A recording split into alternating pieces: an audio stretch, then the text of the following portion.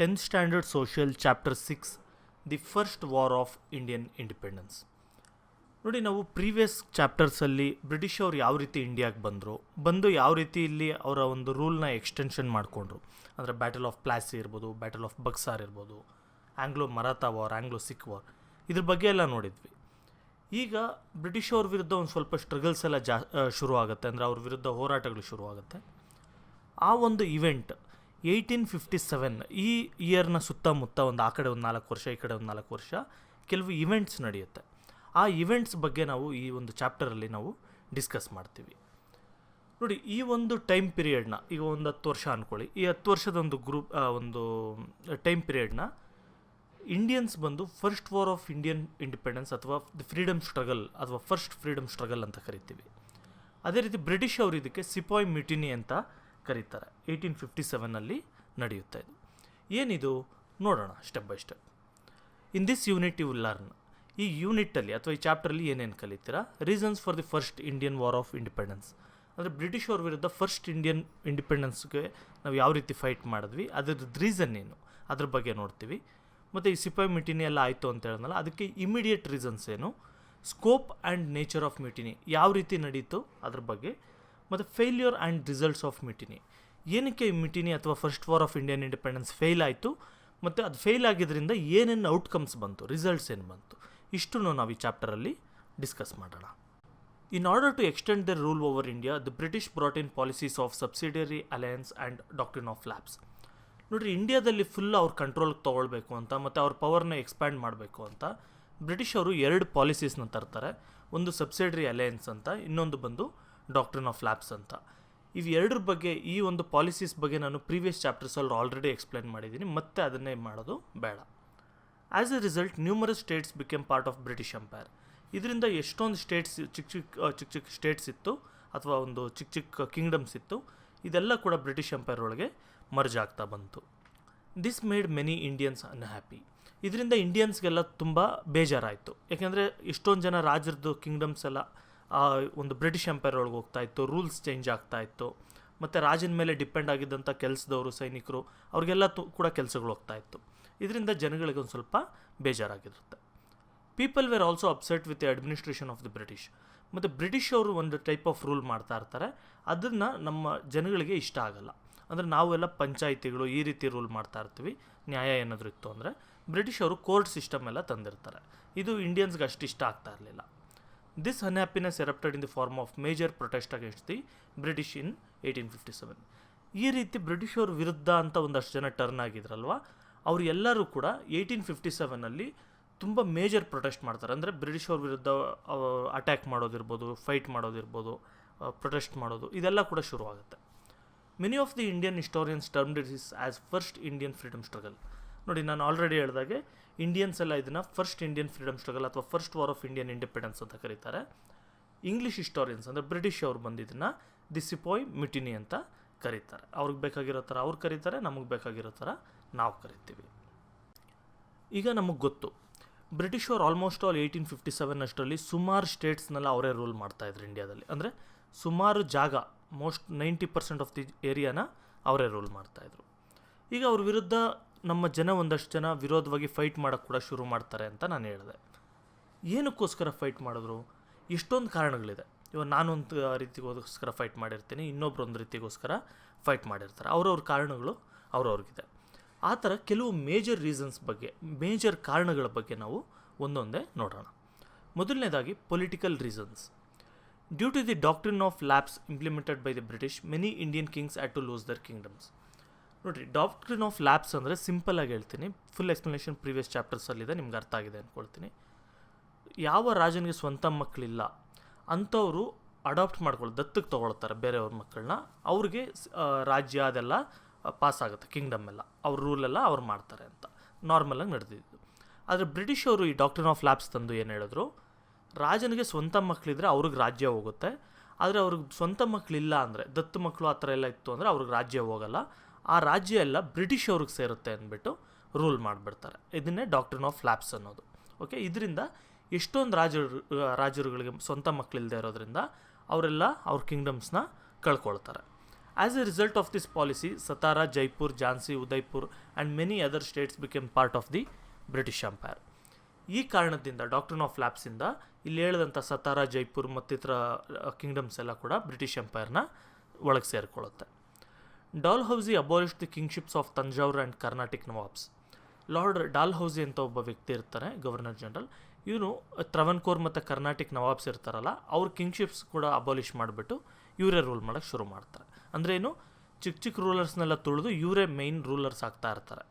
ನೋಡಿ, ಇದೆಲ್ಲ ರೂಲರ್ಸ್ ಆಗ್ತಾ ಇರೋದು ಬಂದು ಬ್ರಿಟಿಷ್ ಗವರ್ನಮೆಂಟ್ ಅಲ್ಲ, ಇದು ಒಂದು ಕಂಪನಿ, ಈಸ್ಟ್ ಇಂಡಿಯಾ ಕಂಪನಿ ಅಂತ ನಾನು ಸುಮಾರು ಸರಿ ಹೇಳಿರ್ತೀನಿ. 1857ವರೆಗೂ ಏನೇನು ನಡೆಯುತ್ತೆ ಇಂಡಿಯನ್ ಫ್ರೀಡಮ್ ಸ್ಟ್ರಗಲ್ಸ್ ಇದು ಸಿನೇರಿಯೋ ಅಲ್ಲಿ, ಅದೆಲ್ಲ ಕೂಡ ಒಂದು ಕಂಪನಿಯವ್ರು ಮಾಡ್ತಾ ಇದ್ದಾರೆ. Okay. As a result many soldiers dependent on these Kings became unemployed. ಈ ಥರ ಇವರು ಎಷ್ಟೊಂದು ಜನ ಮೊಘಲ್ ಕಿಂಗ್ಸ್ನು ಕೂಡ ಇವರು ಡಿಥ್ರೋನ್ ಮಾಡ್ತಾರೆ, ಅಂದರೆ ಸಿಂಹಾಸನದಿಂದ ಕೆಳಗಿಳಿಸ್ತಾರೆ. ತ್ರವನ್ಕೋರ್ ಅಬೋಲಿಷ್ ಮಾಡ್ತಾರೆ, ಕರ್ನಾಟಿಕ್ ನವಾಬ್ಸ್ನ ಅಬೋಲಿಷ್ ಮಾಡ್ತಾರೆ, ಮತ್ತು ಇನ್ನೂ ಎಷ್ಟೊಂದು ಸ್ಟೇಟ್ಸ್ನೆಲ್ಲ ಕೂಡ ಇವರೊಳಗೆ ಜಾಯಿನ್ ಮಾಡ್ಕೊಳ್ತಾರೆ. ಇದರಿಂದ ಎಷ್ಟೊಂದು ಸೋಲ್ಜರ್ಸ್ ಎಲ್ಲ ಇರ್ತಾರಲ್ಲ, ಕೆಲಸದವ್ರು ಇರ್ತಾರೆ, ಸೋಲ್ಜರ್ಸ್ ಇರ್ತಾರೆ, ಆಫೀಸರ್ಸ್ ಇರ್ತಾರೆ, ಇವ್ರಿಗೆಲ್ಲ ಕೂಡ ಕೆಲಸ ಹೋಗ್ಬಿಡುತ್ತೆ. This became the main reason for the protest against the British. ಇದು ಮೇನ್ ರೀಸನ್ ಆಯಿತು. ಅಂದರೆ ಏನು, ನಮ್ಮ ಎಷ್ಟೊಂದು ಜನ ರಾಜರು, ಕಿತ್ತೂರು ರಾಣಿ ಚೆನ್ನಮ್ಮ ಇರ್ಬೋದು, ಝಾನ್ಸಿ ರಾಣಿ ಲಕ್ಷ್ಮೀಬಾಯಿ ಇರ್ಬೋದು, ತಾತ್ಯಾ ತೋಪೆ, ಅವ್ರ ಬಗ್ಗೆ ಎಲ್ಲ ಬರುತ್ತೆ. ಈ ಥರ ಸುಮಾರು ಜನ ಲೀಡರ್ಸ್ಗಳು ಏನಿದ್ರು ಈ ಟೈಮಲ್ಲಿ, ಅವ್ರದ್ದು ಎಲ್ಲ ಕಿಂಗ್ಡಮ್ಸ್ನ ಕೂಡ ಬ್ರಿಟಿಷ್ ಅವ್ರು ಕಿತ್ಕೊಂಡಿದ್ರು. ಇದು ಪೊಲಿಟಿಕಲ್ ರೀಸನ್ಸ್ ಅಂತ. ಓಕೆ. ನಾವು we looked at the political reasons. ನಾವು what about the economic reasons? ನೋಡಿ, ನಾವು ಪೊಲಿಟಿಕಲ್ ರೀಸನ್ಸ್ ಬಗ್ಗೆ ತಿಳ್ಕೊಂಡ್ವಿ. ಈಗ ಎಕನಾಮಿಕ್ ರೀಸನ್ಸ್ ಏನಿದೆ, ಎಕನಾಮಿಕ್ ಅಂದರೆ ದುಡ್ಡು ಕಾಸು ರಿಲೇಟೆಡ್, ಓಕೆ, ಬಿಸ್ನೆಸ್ ರಿಲೇಟೆಡ್, ಈ ಥರ. ಅದು ಏನು ಕಾರಣ ನೋಡೋಣ. Due to the development of industrialisation in England, the Indian handicrafts and industries diminished. ನೋಡಿ, ನಿಮ್ಗೆ ಗೊತ್ತಿರ್ಬೋದು, ಇಂಡಸ್ಟ್ರಿಯಲ್ ರೆವಲ್ಯೂಷನ್ ಅಂತೆಲ್ಲ ಕೇಳಿರ್ತೀರ. ಅಂದ್ರೇನು, ನಾರ್ಮಲ್ ಕೈಯಲ್ಲಿ ಏನಾದರೂ ರೆಡಿ ಮಾಡ್ತಾ ಇರೋವಂಥದ್ದೆಲ್ಲ ಹೋಗ್ಬಿಟ್ಟು ಮಿಷಿನ್ಸಲ್ಲಿ ರೆಡಿ ಮಾಡೋವಂಥದ್ದು ಬರುತ್ತೆ.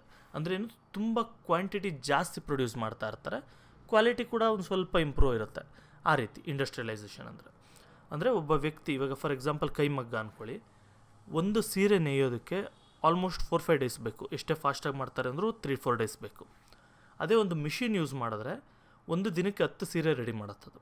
ಓಕೆ, ನಾರ್ಮಲ್ ಮಿಷಿನ್ ನಾನು ಹೇಳ್ತಾರೆ. ತುಂಬ ಹೈ ಎಂಡ್ ಮಿಷಿನ್ ತೊಗೊಂಡ್ರೆ ಒಂದು ದಿನಕ್ಕೆ 1000 ಸೀರೆ ರೆಡಿ ಮಾಡುತ್ತೆ. ಈ ಥರ ಇದನ್ನು ಇಂಡಸ್ಟ್ರಿಯಲೈಸೇಷನ್ ಅಂತ ಕರಿತೀವಿ.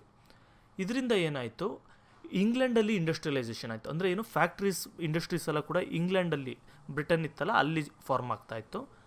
ಅಲ್ಲಿ ಅವರು ಕಮ್ಮಿ ರೇಟಿಗೆಲ್ಲ ಕೊಡೋದ್ರಿಂದ ಇಂಡಿಯನ್ ಹ್ಯಾಂಡಿಕ್ರಾಫ್ಟ್ಸ್, ಅಂದರೆ ನಾವು ಕೈಮಗ್ಗಗಳೇನಿರ್ಬೋದು, ಅಥವಾ ಪಾಟ್ ಮೇಕಿಂಗ್ ಇಂಡಸ್ಟ್ರಿ ಇರ್ಬೋದು, ಲೆದರ್ ಇಂಡಸ್ಟ್ರಿ ಮತ್ತು ಎಂಬ್ರಾಯ್ಡ್ರಿ ಮಾಡೋದು, ಇವೆಲ್ಲ ಕೂಡ ಬರ್ತಾ ಬರ್ತಾ ಬರ್ತಾ ಡಿಮಿನಿಷ್ ಆಗುತ್ತೆ, ಅಂದರೆ ಡಿಸ್ಟ್ರಾಯ್ ಆಗೋಗುತ್ತೆ.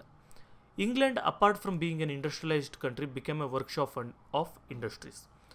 ನೋಡಿರಿ, ಇಂಗ್ಲೆಂಡ್ ಬರೀ ಇಂಡಸ್ಟ್ರಿಯಲೈಸ್ಡ್ ಕಂಟ್ರಿ ಮಾತ್ರ ಆಗಿರಲ್ಲ, ಇದು ಒಂದು ಇಂಡಸ್ಟ್ರೀಸ್ಗೆ ವರ್ಕ್ಶಾಪ್ ಥರ ಕೂಡ ಆಗೋಯ್ತು. ಅಂದರೆ ಇಂಡಸ್ಟ್ರೀಸ್ಗೆ ಬೇಕಾಗಿರೋ ಟ್ರೈನಿಂಗ್ ಎಲ್ಲ ಕೂಡ ಇಂಗ್ಲೆಂಡಲ್ಲೇ ನಡೀತಾ ಇತ್ತು. ಈ type the artisans of India became unemployed. ಈ ಆರ್ಟಿಸನ್ಸ್ ನೋಡಿ, ಆರ್ಟಿಸನ್ಸ್ ಅಂದರೆ ಏನು, ಪೇಂಟ್ ಮಾಡೋರು, ಡ್ರಾ ಮಾಡೋರು, ಆ ಥರ ಅಲ್ಲ. ಆರ್ಟಿಸನ್ಸ್ ಅಂದರೆ ಕೆಲಸ ಮಾಡೋವಂಥವ್ರು, ಪಾಟ್ ಮೇಕಿಂಗ್ ಇರ್ಬೋದು, ಮತ್ತು ಎಂಬ್ರಾಯ್ಡ್ರಿ ಮಾಡೋದಿರ್ಬೋದು, ಪೇಂಟ್ ಮಾಡೋರು, ಕಾರ್ಪೆಂಟ್ರಿ ಇರ್ಬೋದು, ಮಗ್ಗ ಮಾಡೋದಿರ್ಬೋದು, ಇದೆಲ್ಲ ಇವರೆಲ್ಲರಿಗೂ ಕೂಡ ಕೆಲಸಗಳು ಹೋಯಿತು. ಬಿಸ್ನೆಸ್ ಮಾಡ್ತಾ ಇದ್ದವ್ರು ಕೂಡ ಬಿಸ್ನೆಸ್ ಹೋಯಿತು, ಕೆಲಸದಲ್ಲಿದ್ದವರು ಕೂಡ ಇಂಡೈರೆಕ್ಟಾಗಿ ಕೆಲಸ ಕೂಡ ಹೋಯಿತು. The viewers became the first victims as wool and cloth making industries suffered A lot. ನೋಡಿ, ವೀವರ್ಸ್ ಅಂದರೆ ಕೈಮಗ್ಗ ಎಲ್ಲ ಮಾಡ್ತಾ ಇರ್ತಾರಲ್ಲ, ಅವ್ರಿಗೆ ತುಂಬ ಪ್ರಾಬ್ಲಮ್ ಆಯ್ತಿದ್ದು. ಯಾಕೆ ಅಂತ ಹೇಳಿದ್ರೆ, ಇಂಡಿಯಾ ಕಾಟನ್ ಎಕ್ಸ್ಪೋರ್ಟ್ ಮತ್ತು ಬಟ್ಟೆ ಎಕ್ಸ್ಪೋರ್ಟು ತುಂಬ ಟಾಪಲ್ಲಿರುತ್ತೆ. ಈಗ ಇಂಡಸ್ಟ್ರೀಸ್ ಎಲ್ಲ ಬಂದು ಇಂಗ್ಲೆಂಡಿಗೆ ಶಿಫ್ಟ್ ಆಗಿದ್ದರಿಂದ ಏನಾಯಿತು, ಅವ್ರು ಕಮ್ಮಿ ರೇಟಿಗೆ ಕೊಡ್ತಾ ಇದ್ದಾರೆ ಅಂತ ನಮಗೆ ಬಿಸ್ನೆಸ್ ತುಂಬ ಕಮ್ಮಿ ಆಗೋಯಿತು. ಇದರಿಂದ ವುಲ್ ಮತ್ತು ಕ್ಲಾತ್ ಮೇಕಿಂಗ್ ಇಂಡಸ್ಟ್ರೀಸ್ ತುಂಬ ಕಷ್ಟ ಆಗುತ್ತೆ. The Indian handicrafts became financially pathetic. Indian handicrafts ಅಥವಾ ಕೈಯಲ್ಲಿ ಮಾಡಿರೋಂಥ ಟೂಲ್ಸ್ ಅಥವಾ ವಸ್ತುಗಳೇನಿತ್ತು, ಇದು ಫೈನಾನ್ಷಿಯಲಿ ತುಂಬ ಕಾಸ್ಟ್ ಜಾಸ್ತಿ ಆಗ್ತಾಯಿತ್ತು. ಯಾಕಂದರೆ ನಿಧಾನಕ್ಕೆ ಒಂದು ವಾರಕ್ಕೆ ಒಂದು ಸೀರೆ ಮಾಡಿದ್ರೆ ಅವ್ರು ಎಷ್ಟು ರೇಟಿಗೆ ಕೊಡ್ತಾರೆ, ಮತ್ತು ಒಂದು ದಿನಕ್ಕೆ 10 ಸೀರೆ ಮಾಡೋರು ಎಷ್ಟು ರೇಟಿಗೆ ಕೊಡ್ತಾರೆ. ಅಲ್ಲಿ ಲೇಬರ್ ಕಾಸ್ಟ್ ತುಂಬ ಕಮ್ಮಿ ಆಯ್ತಲ್ಲ. ಈ ರೀತಿ ಆಗಿದ್ದರಿಂದ ನಾವು ಕಾಂಪೀಟ್ ಮಾಡೋಕ್ಕಾಗಲಿಲ್ಲ. The British levied high customs on Indian goods entering the market of England. ಜೊತೆಗೆ ಏನು ಮಾಡಿದ್ರು ಬ್ರಿಟಿಷ್ ಅವರು, ಯಾವಾಗ ಇಂಡಿಯಾದಿಂದ ಏನಾದರೂ ಇಲ್ಲಿಂದ ಶಿಪ್ಪಲ್ಲಿ ಏನಾದ್ರು ತೊಗೊಂಡೋದ್ರು ಅಂದ್ಕೊಳ್ಳಿ, ಅಲ್ಲಿ ಹೋಗೋವಾಗ ಇಂಡಿಯನ್ ಗೂಡ್ಸ್ಗೆ ಜಾಸ್ತಿ ಕಸ್ಟಮ್ ಟ್ಯಾಕ್ಸ್ ಆಗ್ತಾಯಿದ್ರು. ಅಂದರೆ ಅವರು ಇಂಪೋರ್ಟ್ ಮಾಡ್ಕೊಳ್ಳೋವಾಗ ಜಾಸ್ತಿ ಟ್ಯಾಕ್ಸ್ ಆಗ್ತಾಯಿದ್ರು. ಇದು ಒಂದು ಕಾರಣ. Due to zamindari system the farmers were exploited by zamindars.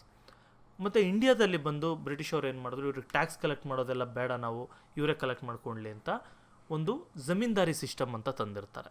ಇದರಿಂದ ಈ ಜಮೀನ್ದಾರ್ಗಳೆಲ್ಲ ಫಾರ್ಮರ್ಸ್ಗೆ ತೊಂದರೆ ಕೊಡ್ತಾ ಇರ್ತಾರೆ. ಇದರಿಂದ ಅಗ್ರಿಕಲ್ಚರ್ ಕೂಡ ತುಂಬ ಹಾಳಾಗ್ತಾ ಇರುತ್ತೆ. Land tax collection rights awarded to taluqdars were withdrawn. ಈ ಲ್ಯಾಂಡ್ ಟ್ಯಾಕ್ಸ್ ಕಲೆಕ್ಟ್ ಮಾಡೋಕ್ಕೆ ಅಂತ ಒಂದು ತಾಲೂಕಿಗೆ ಒಬ್ಬೊಬ್ಬರು ತಾಲೂಕ್ದಾರ್ಸ್ ಅಂತ ಇಟ್ಟಿರ್ತಾರೆ, ಅದನ್ನು ಕೂಡ ಇವರು ವಿತ್ಡ್ರಾ ಮಾಡ್ಕೊತಾರೆ, ಕ್ಯಾನ್ಸಲ್ ಮಾಡ್ತಾರೆ. By forming Inam commissions, Inam lands were also withdrawn. ನೋಡಿ, ಇನಾಮ್ ಕಮಿಷನ್ಸ್ ಅಂತ ಫಾರ್ಮ್ ಮಾಡ್ತಾರೆ. ಏನು ಇನಾಮ್ ಅಂತ ಹೇಳಿದ್ರೆ, ಈಗ ಇಂಡಿಯನ್ ರಾಜ ಯಾರಾದರೂ ಇದ್ದರು ಅಂದ್ಕೊಳ್ಳಿ, ಅವ್ರಿಗೆ ತುಂಬ ಚೆನ್ನಾಗಿ ಕೆಲಸ ಮಾಡಿರೋರಿಗೆ ಅಥವಾ ತುಂಬ ಚೆನ್ನಾಗಿ ಆಡ ಹೇಳಿರೋರಿಗೆ ಅವ್ರಿಗೆ ಇನಾಮ್ ಅಂತ ಅಂದ್ಬಿಟ್ಟು ಕೊಡೋರು ಒಂದಷ್ಟು ಲ್ಯಾಂಡ್ನ. ಅಂದರೆ ಒಂದು 100 ಎಕರೆ ಇಲ್ಲ ಒಂದು ಊರು 2 ಊರು ಈ ಥರ ಇನಾಮ್ ಅಂತ ಕೊಡೋರು, ಗಿಫ್ಟ್ ಅಂತ ಅಂದ್ಕೊಳ್ಳಿ. ಈ ಥರ ಗಿಫ್ಟ್ ಕೊಟ್ಟಿರೋದನ್ನೆಲ್ಲ ಇವರು ಇನಾಮ್ ಕಮಿಷನ್ಸ್ ಅಂತ ಮಾಡಿ, ರಾಜ ಏನಕ್ಕೆ ಗಿಫ್ಟ್ ಕೊಟ್ಟ ಅಂತ ಎಲ್ಲ ಬ್ರಿಟಿಷ್ ಅವರು ಅದನ್ನು ವಾಪಸ್ ತೊಗೊಳಕ್ಕೆ ಶುರು ಮಾಡ್ತಾರೆ. As a result the farmers had to undergo lot of economic hardships and felt insulted.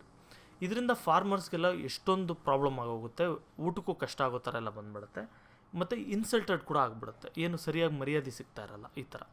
Hence the farmers also protested in all these. ಇದರಿಂದ ಫಾರ್ಮರ್ಸು ಮತ್ತು ಬೇರೆ ಬೇರೆ ಬಿಸ್ನೆಸ್ ಮಾಡೋವಂಥವ್ರು, ವರ್ಕರ್ಸ್ ಇರ್ಬೋದು, ಎಲ್ಲರೂ ಕೂಡ ಎಕನಾಮಿಕ್ ರೀಸನ್ಸಿಂದ ಬ್ರಿಟಿಷ್ ಅವ್ರ ವಿರುದ್ಧ ಫೈಟ್ ಮಾಡಬೇಕು ಅಂತ ಅಂದ್ಕೊಳ್ತಾರೆ. Administrative reasons. ಈಗ ನಾವು ಪೊಲಿಟಿಕಲ್ ರೀಸನ್ಸ್ ನೋಡಿದ್ವಿ ಮತ್ತು ಎಕನಾಮಿಕ್ ರೀಸನ್ಸ್ ಕೂಡ ನೋಡಿದ್ವಿ. ಈಗ ಅಡ್ಮಿನಿಸ್ಟ್ರೇಟಿವ್ ರೀಸನ್ಸ್ ಅಂದರೆ ಏನು ಅಂದರೆ, ಇವರು ಡೇ ಟು ಡೇ ಅಡ್ಮಿನಿಸ್ಟ್ರೇಷನ್ ಅಥವಾ ರೂಲ್ ಏನು ಮಾಡ್ತಾ ಇರ್ತಾರೆ, ಅದ್ರ ರಿಲೇಟೆಡ್ ಏನಾದರೂ ಪ್ರಾಬ್ಲಮ್ಸ್ ಇತ್ತಾ ಅದ್ರ ಬಗ್ಗೆ ಕೂಡ. The British brought in many civil and criminal laws into effect. ನೋಡಿ, ಬ್ರಿಟಿಷ್ ಅವರು ಎಷ್ಟೊಂದು ಸಿವಿಲ್ ಲಾ ಮತ್ತು ಕ್ರಿಮಿನಲ್ ಲಾ ತರ್ತಾರೆ. ನೋಡಿ, ನಾನು ಆಗಲೇ ಒಂದು ಸರಿ ಹೇಳಿದೆ ನಿಮಗೆ, ಇಂಡಿಯಾದಲ್ಲಿ ಸಿಸ್ಟಮ್ ಆಫ್ ಜಸ್ಟಿಸ್ ಬೇರೆ ಇತ್ತು. ಒಂದು ಊರಲ್ಲಿ ಏನಾದರೂ ಒಂದು ಪ್ರಾಬ್ಲಮ್ ಆಯಿತು ಅಂದರೆ ಅವರು ಒಂದು ಪಂಚಾಯಿತಿ ಅಂತ ಇರೋದು, ಅಥವಾ ಊರು ಹಿರಿಯರೆಲ್ಲ ಸೇರಿಬಿಟ್ಟು ಒಂದು ರಾಜ್ಯ ಪಂಚಾಯಿತಿ ಮಾಡೋ ಥರ, ಇಲ್ಲಾಂದರೆ ಇವ್ರಿಗೆ ಈ ಥರ ಶಿಕ್ಷೆ ಕೊಡಬೇಕು ಅಂತ ಆ ಟೈಪಲ್ಲಿ ಅವರು ಸೆಲ್ಫ್ ರೂಲ್ ಅನ್ನೋದು ಮಾಡ್ಕೊಳ್ತಾಯಿದ್ರು. ಆದರೆ ಬ್ರಿಟಿಷ್ ಅವ್ರು ಬಂದಮೇಲೆ ಇವರು ಕೋರ್ಟ್ ಅಂತ ಎಸ್ಟಾಬ್ಲಿಷ್ ಮಾಡಿ, ಸಿವಿಲ್ ಕೋರ್ಟ್, ಕ್ರಿಮಿನಲ್ ಕೋರ್ಟ್ ಅಂತೆಲ್ಲ ಮಾಡಿಬಿಟ್ಟು ಒಂದು ಫಿಕ್ಸ್ಡ್ ರೂಲ್ಸ್ ಅಂತೆಲ್ಲ ಮಾಡ್ತಾರೆ. Okay, but in the implementation there were lot of partiality. ಆದರೆ ಇದ್ರದ್ದು ಇಂಪ್ಲಿಮೆಂಟೇಷನಲ್ಲಿ ಏನಾಗುತ್ತೆ, ಇವರು ಕೋರ್ಟ್ ಸಿಸ್ಟಮ್ ತಂದ ಮೇಲೆ ಇಲ್ಲಿ ಪಾರ್ಶಿಯಾಲಿಟಿ ಜಾಸ್ತಿ ಇರುತ್ತೆ. ಅಂದರೆ ಏನು ನೋಡಿ, ಈಗ ಜಡ್ಜಸ್ಗಳೆಲ್ಲ ಬಂದು ಆ ಲಾ ಓದಿರೋಂಥದ್ದು ಇಂಗ್ಲೀಷ್ ಭಾಷೆಯಲ್ಲಿತ್ತು, ಆ ಲಾ ಓದಿರೋಂಥವ್ರೆ ಜಡ್ಜ್ ಆಗಬೇಕು. ಅದರಿಂದ ಎಲ್ಲ ಜಡ್ಜ್ಗಳು ಕೂಡ ಬ್ರಿಟಿಷ್ ಅವರಾಗಿದ್ದರು, ಮೋಸ್ಟ್ ಆಫ್ ದಿ ಜಡ್ಜಸ್. ಅದರಿಂದ ಎಲ್ಲ ಜಡ್ಜಸ್ ಅವರೇ ಇದ್ದರು. ಯಾವುದಾದ್ರೂ ಒಂದು ಕೇಸಲ್ಲಿ ಒಬ್ಬ ಇಂಡಿಯನ್ ಮತ್ತು ಒಬ್ಬ ಬ್ರಿಟಿಷ್ ಅವರು ಇಬ್ಬರು ಒಬ್ಬರ ಮೇಲೆ ಒಬ್ಬರು ಕೇಸ್ ಹಾಕ್ಕೊಂಡು ಏನಾದರೂ ಕೋರ್ಟ್ ಮುಂದೆ ಹೋದರೆ, ಅವ್ರು ಆಲ್ಮೋಸ್ಟ್ ಅಲ್ಲಿ ಇಂಡಿಯನ್ಸ್ಗೆ ಅಷ್ಟೇನು ಫೇವರ್ ಆಗ್ತಿರಲಿಲ್ಲ, ಬ್ರಿಟಿಷ್ ಅವ್ರಿಗೆ ಅವರು ಸಪೋರ್ಟಿವ್ ಆಗಿ ಜಡ್ಜ್ಮೆಂಟ್ ಪಾಸ್ ಮಾಡ್ತಾಯಿದ್ರು. ಇದು ಒಂದು ಪ್ರಾಬ್ಲಮ್ ಆಯಿತು. ಮತ್ತು ಇನ್ನೊಂದೇನಂತ ಹೇಳಿದ್ರೆ, ಈ ಲಾ ಎಲ್ಲ ಅಲ್ಲಿ ಹೋಗಿ ಹೇಳಬೇಕು ಅಂದರೆ ಲಾಯರ್ ಇರಬೇಕಾಗಿತ್ತು ನಮ್ಮ ಕಡೆ. ಈ ಥರ ಲಾಯರ್ ಇರಬೇಕು ಅಂತ ಹೇಳಿದ್ರೆ ಲಾಯರ್ಗೆ ಇಂಗ್ಲೀಷ್ ಬರಬೇಕು. ಈ ಥರ ಈ ಇನಿಷಿಯಲ್ ಲಾಯರ್ಸ್ ಎಲ್ಲ ಕೂಡ ಬ್ರಿಟಿಷ್ ಅವರಿದ್ದರು, ಆಮೇಲೆ ಇಂಡಿಯನ್ಸ್ ಕಲ್ತಿದ್ದು ಅಂದ್ಕೊಳ್ಳಿ. ಈ ಥರ ಅದೆಲ್ಲ ಕೂಡ ಒಂದು ದೊಡ್ಡ ಪ್ರಾಬ್ಲಮ್ ಆಗಿ, ನ್ಯೂಸೆನ್ಸ್ ಆಗಿ ಕ್ರಿಯೇಟ್ ಆಗಿತ್ತು. Laws applied to Indians in a different manner. ಈ ಥರ ಇಂಡಿಯನ್ಸ್ ಆಗ ಟ್ರೆಡಿಷ್ನಲಾಗಿ ಏನು ಫಾಲೋ ಮಾಡ್ತಾಯಿದ್ರು ರೂಲ್ಸು ಆ ಟೈಪ್ ಇರಲಿಲ್ಲ, ಕಂಪ್ಲೀಟ್ಲಿ ಚೇಂಜ್ ಆಗಿತ್ತು. English become the language of the court, already ಹೇಳಿದ್ದೀನಿ. English judges gave judgments in favour of English. ನಾನು ಹೇಳಿದ್ನಲ್ಲ, ಆಲ್ಮೋಸ್ಟ್ ಅಲ್ಲಿ ಇಂಗ್ಲೀಷ್ ಅವರೇ ಜಡ್ಜ್ ಆಗಿದ್ದರಿಂದ ಅವ್ರ ಕಡೆಯವ್ರಿಗೆ ಅವರು ಫೇವರ್ ಆಗಿ ನೋಡ್ತಾಯಿದ್ರು. People did not like the new laws. ಅದರ ಜನಗಳಿಗೆ ಹೊಸ ಲಾಗಳು ಇಷ್ಟ ಆಗಲಿಲ್ಲ. ಇದಿಷ್ಟು ಕೂಡ ಅಡ್ಮಿನಿಸ್ಟ್ರೇಟಿವ್ ರೀಸನ್ಸ್ ಅಂತ. ಓಕೆ, ನೋಡಿ, ನಾನು ಇವಾಗ ಸುಮಾರು ರೀಸನ್ಸ್ ಹೇಳಿದೆ, 4 ರೀಸನ್ ಹೇಳಿದೆ ನಿಮಗೆ. ಈಗ 5ನೇ ರೀಸನ್ ಇದೆ, ಮಿಲಿಟರಿ ರೀಸನ್ಸ್ ಅಂತ. ನೋಡಿ, ಇದು ತುಂಬ ಇಂಪಾರ್ಟೆಂಟ್ ಅಂತ ಹೇಳ್ಬೋದು. ನೋಡಿ, ಮೇಲೆ ಹೇಳಿದ್ದೆಲ್ಲ ಇಷ್ಟೊಂದು ರೀಸನ್ಸ್ ಇದ್ದರೂ ಕೂಡ ಅವು ಮೇಯ್ನ್ ರೀಸನ್ ಆಗಿರಲಿಲ್ಲ. ಅವು ಸುಮ್ಮನೆ ಜನಗಳಲ್ಲಿ ಬೇಜಾರಿತ್ತು ಅಷ್ಟೇ ಹೊರತು, ಇದನ್ನು ಸ್ಪ್ರೆಡ್ ಮಾಡೋಕ್ಕೆ ಅಥವಾ ಇದನ್ನು ಇನಿಷಿಯೇಟ್ ಮಾಡೋದಕ್ಕೆ ಮೇಯ್ನ್ ಕಾರಣ ಆಗಿದ್ದು ಮಿಲಿಟರಿ ರೀಸನ್ಸ್. ಏನದು ನೋಡೋಣ. The situation of Indian soldiers in the British army was very pathetic. ನೋಡಿ, ಬ್ರಿಟಿಷ್ ಅವರು ಬಂದು ಬ್ರಿಟಿಷ್ ಅವ್ರ ಆರ್ಮಿಯಲ್ಲಿ ಎಲ್ಲ ಬ್ರಿಟಿಷ್ ಅವರೇ ಏನಿರಲಿಲ್ಲ, ಇಂಡಿಯನ್ಸು ಸುಮಾರು ಜನ ಕೆಲಸ ಮಾಡ್ತಾಯಿದ್ರು. ಅಂದರೆ ಆಲ್ಮೋಸ್ಟ್ ಅಲ್ಲೊಂದು 80-90% ಜನ ಇಂಡಿಯನ್ಸೇ ಇದ್ದರು. ಮಿಕ್ಕಿದವ್ರು ಮಾತ್ರ 10-20% ಬ್ರಿಟಿಷ್ ಆಫೀಸರ್ಸ್ ಅಥವಾ ಬ್ರಿಟಿಷ್ ಸೋಲ್ಜರ್ಸು ಇದ್ದಿದ್ದು. ಇಲ್ಲಿ ಇಂಡಿಯನ್ಸ್ನ ಸರಿಯಾಗಿ ಟ್ರೀಟ್ ಮಾಡ್ತಾ ಇರಲ್ಲ, ಡಿಸ್ಕ್ರಿಮಿನೇಟ್ ಮಾಡ್ತಾಯಿದ್ರು. They did not have the status, salary and promotion prospects that of the British soldiers. ನೋಡಿ, ಬ್ರಿಟಿಷ್ ಸೋಲ್ಜರ್ ಯಾರಾದರೂ ಒಬ್ರು ಜಾಯ್ನ್ ಆದರು ಅಂದರೆ ಅವ್ರಿಗೆ ಒಳ್ಳೆ ಸ್ಯಾಲ್ರಿ ಇರುತ್ತೆ. ನಮ್ಮ ಇಂಡಿಯನ್ಸ್ ಕೌಂಟರ್ ಪಾರ್ಟ್ಸ್ ಅಂದರೆ ಇಂಡಿಯನ್ ಸೋಲ್ಜರ್ಸ್ಗೂ ಬ್ರಿಟಿಷ್ ಸೋಲ್ಜರ್ಸ್ಗೂ ಕಂಪೇರ್ ಮಾಡಿದ್ರೆ ಬ್ರಿಟಿಷ್ ಅವ್ರಿಗೆ ಜಾಸ್ತಿ ಸ್ಯಾಲ್ರಿ ಇತ್ತು, ಒಳ್ಳೆ ಸ್ಟೇಟಸ್ ಇತ್ತು ಅವ್ರಿಗೆ, ಮತ್ತು ಬೇಗ ಪ್ರಮೋಟ್ ಆಗ್ತಾ ಇರ್ತಾರೆ. ಅವ್ರು ಪ್ರಮೋಷನ್ ಎಲ್ಲ ಬೇಗ ಸಿಗ್ತಾ ಇರುತ್ತೆ. ಇಂಡಿಯನ್ಸ್ಗೆ ತುಂಬ ಕಷ್ಟ ಇರುತ್ತೆ.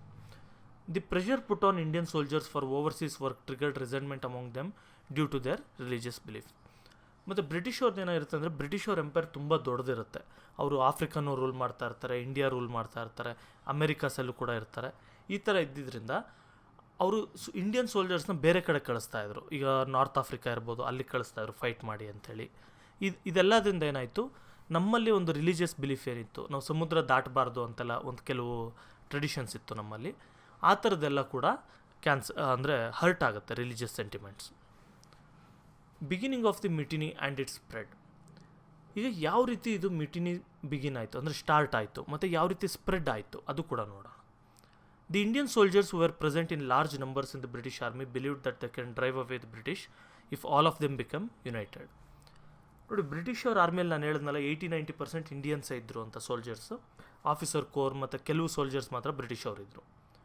ಈ ಥರ ಇದ್ದಿದ್ದರಿಂದ ಇಂಡಿಯನ್ ಸೋಲ್ಜರ್ಸ್ಗೆ ಏನಿಸ್ತು, ಅಲ್ಲ ನಾವು ಇಷ್ಟು ಜನ ಇದ್ದೀವಿ, ನಾವೆಲ್ಲ ಸೇರಿ ಫೈಟ್ ಮಾಡಿದ್ವಿ ಅಂದರೆ ಬ್ರಿಟಿಷ್ ಅವ್ರನ್ನ ಈಸಿಯಾಗಿ ನಾವು ಇಂಡಿಯಾದಿಂದ ಓಡಿಸ್ಬೋದು, ನಾವೆಲ್ಲ ಯುನೈಟ್ ಆಗಬೇಕು ಅಂತ ಒಂದು ಫೀಲಿಂಗ್ ಮೊದಲೇ ಇತ್ತು. In this situation the British started providing royal Enfield guns, A type of new and improved guns. ನೋಡಿರಿ, ಈ ಸಿಚುವೇಷನಲ್ಲಿ ಏನಾಯಿತು, ಹೊಸ ಥರ ಗನ್ಸ್ನ ಇಂಟ್ರೊಡ್ಯೂಸ್ ಮಾಡ್ತಾರೆ. ಈಗ ರಾಯಲ್ ಎನ್ಫೀಲ್ಡ್ ಅಂತ, ಅದು ಒಂದು ಕಂಪನಿ ಹೆಸರು. ಓಕೆ, ರಾಯಲ್ ಎನ್ಫೀಲ್ಡ್ ಅನ್ನೋದು. ಆ ರಾಯಲ್ ಎನ್ಫೀಲ್ಡ್ದು ಗನ್ನ ಕೊಡ್ತಾರೆ, ಹೊಸ ಥರ ಗನ್ ಬಂದಿದೆ ತಗೊಳ್ಳಿ ಅಂದ್ಬಿಟ್ಟು ಎಲ್ಲರಿಗೂ ಕೊಡ್ತಾರೆ. ಏನು ಇದರಲ್ಲಿ ಪ್ರಾಬ್ಲಮ್ ಇತ್ತು ಅಂತ ಹೇಳಿದ್ರೆ, ಒಂದು ರೂಮರ್ ಸ್ಪ್ರೆಡ್ ಆಗುತ್ತೆ. ನೋಡೋಣ. The rumour spread that the bullets of these guns were smeared in the fat of pig and cow. ಏನು, ನಾನು ಈ ಗನ್ನ ಕೂಡ ತೋರಿಸ್ತೀನಿ, ಗೂಗಲಲ್ಲಿ ಸರ್ಚ್ ಮಾಡಿ, ಆವಾಗ ಅರ್ಥ ಆಗುತ್ತೆ, ಇಲ್ಲಾಂದರೆ ಅರ್ಥ ಆಗಲ್ಲ ಇದು. Okay, just a second. ನೋಡಿ ಯಾವ ರೀತಿ ವರ್ಕ್ ಆಗುತ್ತೆ ಅಂತ ನೋಡಿ ಈ ವಿಡಿಯೋದಲ್ಲಿ.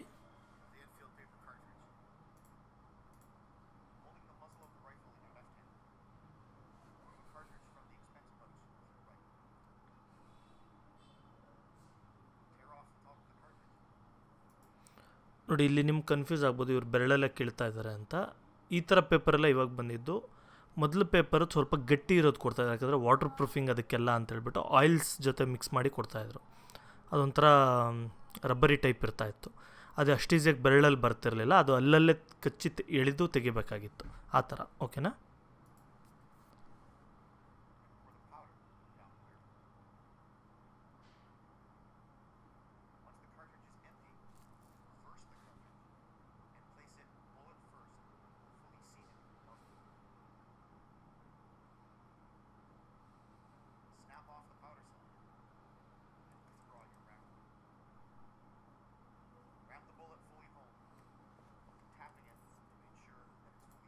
ನೋಡಿ, ಈ ರೀತಿ ಗನ್ ವರ್ಕ್ ಆಗ್ತಾಯಿತ್ತು. ಒಂದೊಂದು ಬುಲೆಟ್ಗೂ ಅವರು ಅಲ್ಲಿ ಪೇಪರ್ ಇತ್ತಲ್ಲ, ಅದನ್ನು ಇಲ್ಲಿ ಬೆರಳಲ್ಲಿ ಅರಿತಾ ಇದ್ರಲ್ಲ, ಅದನ್ನು ಬಾಯಲ್ಲಿ ಅರಿಬೇಕಿತ್ತು. ಯಾಕಂದರೆ ಅದೊಂದು ಸ್ವಲ್ಪ ಗ್ರೀಸ್ ಮಾಡ್ತಾಯಿದ್ರು, ಯಾಕಂದರೆ ಒಂಥರ ಥಂಡಿ ಎಲ್ಲ ಹೋಗಬಾರ್ದು, ತೇವ ಆಗಬಾರ್ದು ಅಂಥೇಳಿ. ಅದರಿಂದ ಅದು ಏನನ್ಸುತ್ತೆ ನಮ್ಮವ್ರಿಗೆಲ್ಲ, ಇದು ಹಂದಿ ಮತ್ತು ಹಸುದು ಕೊಬ್ಬಿಂದ ಅದನ್ನು ಸ್ಮೇರ್ ಮಾಡಿದ್ದಾರೆ, ಅದನ್ನು ಆ ಪೇಪರ್ಗೆ ಬೆಳೆದಿದ್ದಾರೆ, ಅದರಿಂದ ಅದು ಗ್ರೀಸಿ ಟೈಪ್ ಇದೆ ಅಂತ ಅಂದ್ಕೊಂಡಿರ್ತಾರೆ. The cow was sacred for Hindus and the pig was prohibited for Muslims. ನೋಡಿ, ಹಿಂದೂಗಳು ಹಸುನ ತಿನ್ನಲ್ಲ, ಅದು ನಮಗೆ ತುಂಬ ಗೋಮಾತೆ ಅಂತ ನಾವು ಪೂಜೆ ಮಾಡ್ತೀವಿ. ಆ ರೀತಿ ಅದರಿಂದ ಹಿಂದೂಸ್ ಸೆಂಟಿಮೆಂಟ್ ಕೂಡ ಹರ್ಟ್ ಆಯಿತು. ಜೊತೆಗೆ ಹಂದಿನ ಮುಸ್ಲಿಮರು ಮುಟ್ಟೋದು ಕೂಡ ಮುಟ್ಟಲ್ಲ, ಇದರಿಂದ ಮುಸ್ಲಿಮ್ಸ್ ಸೆಂಟಿಮೆಂಟ್ ಕೂಡ ಹರ್ಟ್ ಆಯಿತು. This became the immediate cause for this mutiny. ಈ ಒಂದು ರೀಸನ್ನೇ ಮೇಯ್ನ್ ಕಾರಣ ಆಯಿತು. ಯಾಕಂದರೆ ನೋಡಿ, ನಾನು ಹೇಳಿದಾಗ ಬ್ರಿಟಿಷ್ ಅವ್ರ ಹತ್ರ ಆಲ್ಮೋಸ್ಟ್ ಆಲ್ ಒಂದು 30,000-35,000 ಸೋಲ್ಜರ್ಸ್ ಇದ್ದರು ಇಂಡಿಯಾದಲ್ಲಿ. ಅದರಲ್ಲಿ ಆಲ್ಮೋಸ್ಟ್ ಆಲ್ ಎಲ್ಲರೂ ಕೂಡ ಇಂಡಿಯನ್ಸೇ ಆಗಿದ್ದರು, ಸ್ವಲ್ಪ ಜನ ಬಿಟ್ಟು. ಇದರಿಂದ ಇವರೆಲ್ಲರೂ ಕೂಡ ಈ ಥರ ಇವ್ರ ಸೆಂಟಿಮೆಂಟ್ಸ್ ಕರೆಕ್ಟ್ ಆದಾಗ ಇವರೆಲ್ಲ ಕೂಡ ಮ್ಯೂಟಿನಿ ಮಾಡ್ತಾರೆ. ಇದರಿಂದ ದೊಡ್ಡ ಪ್ರಾಬ್ಲಮ್ ಕ್ರಿಯೇಟ್ ಆಗೋದು. This rumour caused a lot of unrest in Barrackpore military soldiers. ಈ ರೂಮರಿಂದ, ಈ ಹಸುದು ಮತ್ತು ಹಂದಿದು ಮಾಂಸ ಅಥವಾ ಕೊಬ್ಬಿಂದ ಏನು ಸ್ಪ್ರೆಡ್ ಮಾಡಿದ್ದಾರೆ ಆ ಪೇಪರ್ ಅಂತ ಗೊತ್ತಾಗುತ್ತೆ. ಇದರಿಂದ ಸ್ವಲ್ಪ ಸೋಲ್ಜರ್ಸ್ ಎಲ್ಲ ತಿರುಗಿ ಬೀಳ್ತಾರೆ. When the soldiers were directed to load the bullets to the gun by chewing of a part of bullet, the soldiers refuse to do it. ಯಾವಾಗ ಈ ಪೇಪರ್ನ ಅಲ್ಲಲ್ಲಿ ಕಚ್ಚಿ ತೆಗೆದುಬಿಟ್ಟು ನೀವು ಬುಲೆಟ್ ಲೋಡ್ ಮಾಡಿ ಅಂತ ಹೇಳ್ತಾರೆ, ಆಗ ಸೋಲ್ಜರ್ಸ್ ಎಲ್ಲ ರಿಫ್ಯೂಸ್ ಮಾಡ್ತಾರೆ, ಇಲ್ಲ ನಾವು ಮಾಡಲ್ಲ, ನಮ್ಮ ಸೆಂಟಿಮೆಂಟ್ಸ್ ಅದು ಹರ್ಟ್ ಮಾಡುತ್ತೆ ಅಂತ. The soldiers of Barrackpore revolted against the British officers. ಈ ಬ್ರಿಟಿಷ್ ಆಫೀಸರ್ಸ್ ವಿರುದ್ಧ ಈ ಬರಾಕ್ಪುರ್ ಸೋಲ್ಜರ್ಸ್ ಎಲ್ಲ ರಿವೋಲ್ಟ್ ಮಾಡ್ತಾರೆ. ಈ ಟೈಮಲ್ಲಿ ಒಬ್ಬ ಸೋಲ್ಜರ್ ಇರ್ತಾರೆ, ಮಂಗಲ್ ಪಾಂಡೆ ಅಂತ. A soldier named Mangal Pandey shot dead a British officer. ಈ ಮಂಗಲ್ ಪಾಂಡೆ ಅನ್ನೋಂಥ ಸೋಲ್ಜರು ಬ್ರಿಟಿಷ್ ಆಫೀಸರ್ನ ಶೂಟ್ ಮಾಡಿಬಿಡ್ತಾರೆ. Mangal Pandey was then arrested and after a trial he was hanged to death. ಮಂಗಲ್ ಪಾಂಡೆನ ಅರೆಸ್ಟ್ ಮಾಡ್ತಾರೆ. ಅರೆಸ್ಟ್ ಮಾಡಿಬಿಟ್ಟು ಒಂದು ವಾರ ಆದಮೇಲೆ ಅರೆಸ್ಟ್ ಮಾಡ್ತಾರೆ. ಅರೆಸ್ಟ್ ಮಾಡಿ ಇವ್ರನ್ನ ನೇಣು ಶಿಕ್ಷೆಗೆ ಗುರಿಪಡಿಸ್ತಾರೆ. ಈಗ ಇದು ಒಂದು ಬರಾಕ್ಪುರ್ ಮಿಲಿಟರಿ ಬ್ಯಾರಕ್ಸಿಂದ ಯಾವ ಥರ ಶುರುವಾಯಿತು ಈ ಪ್ರೊಟೆಸ್ಟ್ ಮತ್ತು ರೆವಲ್ಯೂಷನ್ ಎಲ್ಲ ಅಂತ ನಾವು ನೋಡಿದ್ವಿ. ಈಗ ಇದು ಯಾವ ರೀತಿ ಸ್ಪ್ರೆಡ್ ಆಯಿತು, the spread of the mutiny. Okay, Meerut was a major British military base. Meerut ಅನ್ನೋ ಜಾಗದಲ್ಲಿ ಬ್ರಿಟಿಷ್ ಅವ್ರ ಮಿಲಿಟರಿ ಬೇಸ್ ಇರುತ್ತೆ. The Indian soldiers station here refuse to use the bullets of the new guns. ಇಲ್ಲೂ ಕೂಡ ಇಂಡಿಯನ್ ಸೋಲ್ಜರ್ಸ್ ಯಾರ್ಯಾರು ಇರ್ತಾರಲ್ಲಿ ಅವರೆಲ್ಲ bullets use ಮಾಡಲ್ಲ ಅಂತ ರಿಫ್ಯೂಸ್ ಮಾಡ್ತಾರೆ. Many soldiers were arrested. ಎಷ್ಟೊಂದು ಸೋಲ್ಜರ್ಸ್ನೆಲ್ಲ ಅರೆಸ್ಟ್ ಮಾಡ್ತಾರೆ, ಆಲ್ಮೋಸ್ಟ್ 85 ಸೋಲ್ಜರ್ಸ್ ಅಂದ್ಕೊಳ್ತೀನಿ. This led to the mutiny in Meerut. ನೋಡಿ, ಇದು ಮೀರತ್ತಲ್ಲಿ ಮಿಟಿನಿ ಶುರುವಾಗುತ್ತೆ. The soldiers barged in to the prison and released the imprisoned soldiers. ಈ ಬೇರೆ ಅವ್ರ ರೆಜಿಮೆಂಟಲ್ಲಿ ಬೇರೆ ಸೋಲ್ಜರ್ಸ್ ಎಲ್ಲ ಇರ್ತಾರಲ್ಲ, ಅವ್ರು ಏನು ಮಾಡ್ತಾರೆ, ಪ್ರಿಸನ್ ಅಂದರೆ ಜೈಲ್ ಒಳಗೆ ಹೋಗ್ಬಿಟ್ಟು ಡೋರ್ ಹೊಡೆದಾಕೊಂಡು ಒಳಗೆ ಹೋಗ್ಬಿಟ್ಟು ಅಲ್ಲಿ ಒಳಗಿದ್ದಂಥ ಸೋಲ್ಜರ್ಸ್ನೆಲ್ಲ, ಅರೆಸ್ಟ್ ಆಗಿದ್ದಂಥ ಸೋಲ್ಜರ್ಸ್ನೆಲ್ಲ ಕೂಡ ರಿಲೀಸ್ ಮಾಡ್ತಾರೆ. This became the seed for the Indian freedom movement. ಈ ಒಂದು ಸ್ಪಾರ್ಕಿಂದನೇ ಇಂಡಿಯನ್ ಫ್ರೀಡಮ್ ಮೂಮೆಂಟು ಶುರುವಾಗಿದ್ದು.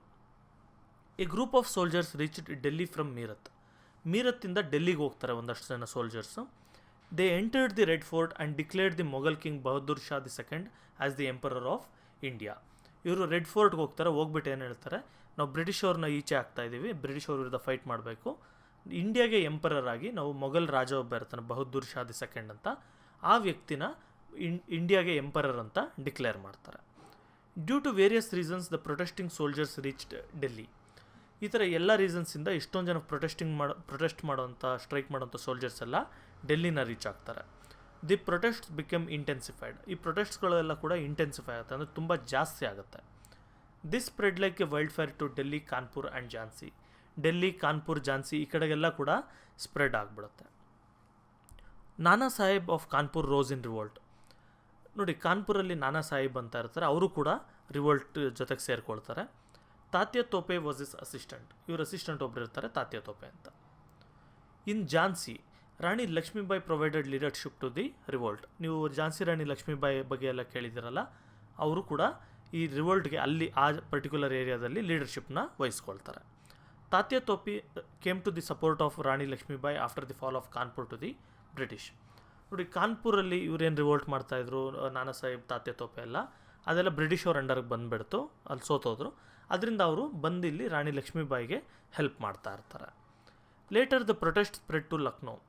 ಆಮೇಲೆ ಲಕ್ನೋ ಅಂತ ಒಂದು ಜಾಗ ಇರುತ್ತೆ UPಯಲ್ಲಿ, ಅಲ್ಲಿಗೂ ಕೂಡ ಪ್ರೊಟೆಸ್ಟ್ ಸ್ಪ್ರೆಡ್ ಆಗುತ್ತೆ. But finally Lucknow fell in to the British. Lucknow ಕೂಡ ಬ್ರಿಟಿಷ್ ಅವ್ರ ಅಂಡರ್ಗೆ ಬಂದುಬಿಡುತ್ತೆ, ಅವರು ಸೋತೋಗ್ತಾರೆ ಲಕ್ನೋದಲ್ಲಿ. ನಾವು the freedom struggle spread to the south of river Yamuna. ಈಗ ಯಮುನಾ ನದಿಗಿಂತ ಸೌತ್ಗೂ ಕೂಡ ಫ್ರೀಡಮ್ ಸ್ಟ್ರಗಲ್ ಎಲ್ಲ ಸ್ಪ್ರೆಡ್ ಆಗಿಬಿಡುತ್ತೆ. This influence the soldiers of Rani Lakshmibai. ಇದರಿಂದ ಲಕ್ಷ್ಮೀಬಾಯಿ ರಾಣಿ ಏನಿದ್ರು ಅವ್ರ ಸೋಲ್ಜರ್ಸ್ಗೂ ಕೂಡ ಒಂದು ಒಳ್ಳೆ ಇನ್ಫ್ಲುಯೆನ್ಸ್ ಆಗುತ್ತೆ. Rani Lakshmibai was angered by the doctrine of lapse declared war on the British. ಈ ಡಾಕ್ಟ್ರಿನ್ ಆಫ್ ಲ್ಯಾಬ್ಸ್ ಪಾಲಿಸಿ ಮೇಲೆ ಏನು ಹೇಳಿದೆ, ಅದು ರಾಣಿ ಲಕ್ಷ್ಮೀಬಾಯಿ ಅವರು ರೂಲ್ ಮಾಡ್ತಾ ಇದ್ದಂಥ ಒಂದು ಝಾನ್ಸಿ ಅನ್ನೋ ಏರಿಯಾಗೂ ಕೂಡ ಅದು ಅಫೆಕ್ಟ್ ಮಾಡಿರುತ್ತೆ. ಇದರಿಂದ ಇವ್ರಿಗೂ ಕೋಪ ಬಂದು ಇವರು ಕೂಡ ಬ್ರಿಟಿಷ್ ಅವ್ರ ವಿರುದ್ಧ ಯುದ್ಧ ಮಾಡ್ತಾರೆ. ಶಿ ಕ್ಯಾಪ್ಚರ್ಡ್ ಗ್ವಾಲಿಯರ್ ಅನ್ನೋ ಜಾಗನ ಕ್ಯಾಪ್ಚರ್ ಮಾಡ್ಕೊಳ್ತಾರೆ. But she died A heroic death while battling the British in another battle. ಆದರೆ ಅದಾದಮೇಲೆ ಒಂದು ಯುದ್ಧ ನಡೆಯುತ್ತೆ, ಇನ್ನೊಂದು ಬ್ಯಾಟಲ್ ನಡೆಯುತ್ತೆ. ಆ ಬ್ಯಾಟಲಲ್ಲಿ ಬ್ರಿಟಿಷ್ ಅವ್ರ ವಿರುದ್ಧ ಫೈಟ್ ಮಾಡ್ತಾ ರಾಣಿಯವರು ಸತ್ತೋಗ್ತಾರೆ. Rani Lakshmibai as a special place in the annals of Indian freedom struggle. ಈಗಲೂ ಕೂಡ ನಾವು ಝಾನ್ಸಿ ರಾಣಿ ಲಕ್ಷ್ಮೀಬಾಯಿ ಅಂತ ಫ್ರೀಡಮ್ ಫೈಟರ್ ಅಂತ ನಾವು ಈಗಲೂ ಕೂಡ ಅವ್ರನ್ನ ನೆನೆಸ್ಕೊಳ್ತೀವಿ. ನೋಡಿ, ಈ ಥರ ಎಲ್ಲ ಯುದ್ಧ ನಡೆಯುತ್ತೆ. ರಾಣಿ ಲಕ್ಷ್ಮೀಬಾಯಿ ಅವರು ಇರ್ಬೋದು, ತಾತ್ಯ ತೋಪೆ ಇರ್ಬೋದು, ನಾನಾ ಸಾಹೇಬ್ ಇರ್ಬೋದು, ಮತ್ತು ಎಷ್ಟೊಂದು ಜನ ಇಂಡಿಯನ್ ಸೋಲ್ಜರ್ಸ್ ಇರ್ಬೋದು. ಇವರೆಲ್ಲ ಕೂಡ ಬ್ರಿಟಿಷ್ ಅವ್ರ ವಿರುದ್ಧ ತಿರುಗಿ ಬೀಳ್ತಾರೆ. ಆದರೂ ಕೂಡ ಈ ಮಿಟಿನಿ ಸಕ್ಸಸ್ ಆಗಲ್ಲ. ಅಂದರೆ ಬ್ರಿಟಿಷ್ ಅವ್ರನ್ನ ನಾವು ಇಲ್ಲಿಂದ ಓಡಿಸೋದಕ್ಕೆ ಆಗೋದಿಲ್ಲ. ಏನಕ್ಕಾಗಲಿಲ್ಲ, ಕಾರಣಗಳಿರುತ್ತಲ್ವ, ಆ ರೀಸನ್ಸ್ನ ನಾವಿಲ್ಲಿ ಅನಲೈಸ್ ಮಾಡೋಣ. The first war of Indian independence failed due to various reasons. ನೋಡಿ, first war of Indian independence ನಾವು ಏನು ಹೇಳ್ತೀವಿ, ಅಥವಾ ಸುಪರ್ ಮಿಟಿನಿ ಅಂತ ಏನು ಹೇಳ್ತೀವಿ, ಇದು ಫೇಲ್ ಆಗೋದಕ್ಕೆ 1-2 ಕಾರಣ ಅಲ್ಲ, ಸುಮಾರು ಕಾರಣ ಇದೆ. ಓಕೆ, ಏನೇನು? It did not cover every part of India. ಅಂದರೆ ಈ ಒಂದು ಸ್ಟ್ರಗಲ್ ಏನಿತ್ತು, ಇದು ಇಂಡಿಯಾದಲ್ಲಿ ಪ್ರತಿಯೊಂದು ಕಡೆಯಿಂದನೂ ಅಲ್ಲಿ ಬ್ರಿಟಿಷ್ ಅವ್ರ ವಿರುದ್ಧ ಫೈಟ್ ಮಾಡಲಿಲ್ಲ. ಎಷ್ಟೊಂದು ಕಡೆ ಬ್ರಿಟಿಷ್ ಅವ್ರು ಸಪೋರ್ಟಿವ್ ಆಗೇ ಇದ್ದರು Indian soldiers. Okay, it was mainly concentrated on issues of the rights of kings and queens rather than liberation of the country. ಇಲ್ಲಿ ಮೇಯ್ನ್ ಏನಾಗಿತ್ತು ಅಂತ ಹೇಳಿದ್ರೆ, ಈ ರಾಜ ರಾಣಿರಿದ್ರಲ್ಲ ಅವ್ರಿಗೋಸ್ಕರ ಫೈಟ್ ಮಾಡ್ತಾ ಇದ್ದಾರೆ ಅನ್ನೋ ಥರ ಒಂದು ಸಿಂಬಲಿಸಮ್ ಬಂದುಬಿಡ್ತು.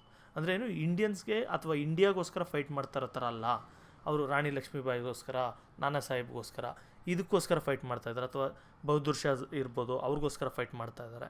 ಈ ಟೈಪ್ ಒಂದು ಕ್ರಿಯೇಟ್ ಆಗೋಗುತ್ತೆ. As it was not a planned mutiny, there were many unexpected results. ನೋಡಿರಿ, ಇದು ಪ್ಲ್ಯಾನ್ ಮಾಡಿ ಕರೆಕ್ಟಾಗಿ ಪ್ಲ್ಯಾನ್ ಮಾಡಿರಲ್ಲ ಈ ಮೀಟಿನಿಗೆ, ಹೊಸ್ದು ಸಡನ್ನಾಗಿ ಶುರು ಆಗಿದ್ದು, ಕರೆಕ್ಟಾಗಿ ಪ್ಲ್ಯಾನಿಂಗ್ ಇರಲಿಲ್ಲ. ಇದರಿಂದ ಎಷ್ಟೊಂದು ಅನ್ಎಕ್ಸ್ಪೆಕ್ಟೆಡ್ ರಿಸಲ್ಟ್ಸ್ ಕೂಡ ಬಂತು, ಅಂದರೆ ಸರಿಯಾಗಿ ಸಕ್ಸೀಡ್ ಆಗೋಕ್ಕಾಗಿಲ್ಲ ಅಂತ. The unity among the British and the disunity among the Indian soldiers resulted in its failure.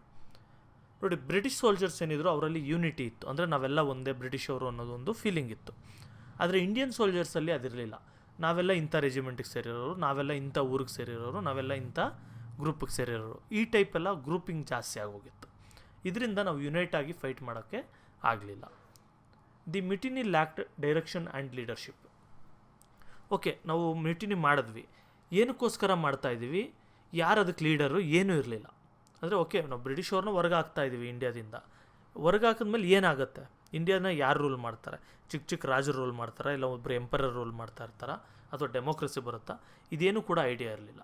ಮತ್ತು ಯಾರೂ ಒಬ್ಬರು ಲೀಡರ್ ಇರಲಿಲ್ಲ, ಪ್ರತಿಯೊಬ್ಬರು ಲೀಡರ್ ಆಗಿದೆ ಇದಕ್ಕೆ. ಅದರಿಂದ ಇಲ್ಲಿ ಪ್ರಾಬ್ಲಮ್ ಕ್ರಿಯೇಟ್ ಆಯಿತು. The soldiers also lacked discipline and organising skills. ಜೊತೆಗೆ ಸೋಲ್ಜರ್ಸ್ಗೂ ಕೂಡ ಕಂಟ್ರೋಲಿಂಗ್ ಅಥಾರಿಟಿ ಯಾರು ಇಲ್ಲದೆ ಇದ್ರಿಂದ ಏನಾಯಿತು, ಡಿಸಿಪ್ಲಿನ್ ಹೊರಟೋಯ್ತು, ಮತ್ತು ಆರ್ಗನೈಸಿಂಗ್ ಸ್ಕಿಲ್ಸ್ ಕೂಡ ಹೊರಟೋಯ್ತು. ನೋಡಿ, ಏನು ಡಿಸಿಪ್ಲಿನ್ ಹೊರಟೋಗೋದು, ಆರ್ಗನೈಸಿಂಗ್ ಸ್ಕಿಲ್ ಹೋಗೋದು ಅಂತ ಹೇಳಿದ್ರೆ, ನೋಡಿ, ಒಂದು ಸೋಲ್ಜರ್ಸ್ ಟ್ರೂಪ್ ಮೂವ್ಮೆಂಟ್ ನಡೀತಾ ಇತ್ತು ಅಂದರೆ ಅವ್ರಿಗೆ ಊಟ ಇರ್ಬೋದು, ಬಟ್ಟೆ ಇರ್ಬೋದು, ಬೇರೆ ಬೇರೆ ಫೆಸಿಲಿಟಿ ಇರ್ಬೋದು, ಎಲ್ಲ ಕೂಡ ಪ್ರೊವೈಡ್ ಮಾಡ್ತಾ ಇರಬೇಕು. ನಾರ್ಮಲಾಗಿ ಬ್ರಿಟಿಷ್ ಅವರು ಇದನ್ನು ಪ್ರೊವೈಡ್ ಮಾಡ್ತಾಯಿದ್ರು, ಆವಾಗ ಇಂಡಿಯನ್ ಸೋಲ್ಜರ್ಸ್ ಚೆನ್ನಾಗಿ ಫೈಟ್ ಮಾಡ್ತಾಯಿದ್ರು. ಆದರೆ ಈಗ ಬ್ರಿಟಿಷ್ ಅವರು ಅವ್ರಿಗೆ ಸಪೋರ್ಟ್ ಮಾಡ್ತಾ ಇಲ್ಲ ಅಂತ, ನಮ್ಮವ್ರಿಗೆ ಸಪೋರ್ಟ್ ಮಾಡಲಿಲ್ಲ ಅನ್ನೋ ಕಾರಣದಿಂದ ಏನಾಯಿತು, ನಮ್ಮಲ್ಲಿ ಈ ಒಂದು ಏನು ಸಪ್ಲೈ ಲೈನ್ ಅಂತ ಏನು ಹೇಳ್ತೀವಿ, ಸಪ್ಲೈ ಚೈನ್ ಅಂತ ಏನು ಹೇಳ್ತೀವಿ, ಇದು ಕಂಪ್ಲೀಟ್ಲಿ ಬ್ರೇಕ್ ಆಗಿತ್ತು. ಇದರಿಂದ ಕರೆಕ್ಟಾಗಿ ಊಟ ಸಿಗ್ತಿರಲಿಲ್ಲ, ಬೇಕಾಗಿರೋ ಫೆಸಿಲಿಟಿ ಸಿಗ್ತಿರಲಿಲ್ಲ. ಇದರಿಂದ ನಮ್ಮ ಜನ ಏನು ಮಾಡಿದ್ರು, ಸೋಲ್ಜರ್ಸ್ ಎಲ್ಲ ಹಳ್ಳಿಯಲ್ಲೆಲ್ಲ ಹೋಗ್ಬಿಟ್ಟು ದೋಚ್ಕೊಳ್ಳೋದೆಲ್ಲ ಶುರು ಮಾಡಿಬಿಟ್ರು ಕೆಲವರೆಲ್ಲ. ಇದರಿಂದ ತುಂಬ ಪ್ರಾಬ್ಲಮ್ ಆಯಿತು, ಕಂಟ್ರೋಲ್ ಮಾಡೋಕ್ಕಾಗಲಿಲ್ಲ. The Indian soldiers lacked military strategies, planning capabilities and soldiering skills. Indian ಸೋಲ್ಜರ್ಸ್ಗೆ ಈ ಸ್ಟ್ರಾಟಜೀಸ್ ಬಗ್ಗೆ ಅಷ್ಟು ಗೊತ್ತಾಗ್ತಾ ಇರಲಿಲ್ಲ. ಓಕೆ, ನಾವು 100 ಜನ ಇದ್ದೀವಿ, 100 ಜನನೂ ಹೋಗಿ ಒಂದು ಕಡೆ ಫೈಟ್ ಮಾಡಬೇಕು, ಅಥವಾ ಅದರಲ್ಲಿ 50 ಜನ 2 ಭಾಗ ಡಿವೈಡ್ ಆಗಿಬಿಟ್ಟು ಇವರೊಂದು ಕಡೆ ಫೈಟ್ ಮಾಡಬೇಕು, ಇವರೊಂದು ಕಡೆ ಫೈಟ್ ಮಾಡಬೇಕು.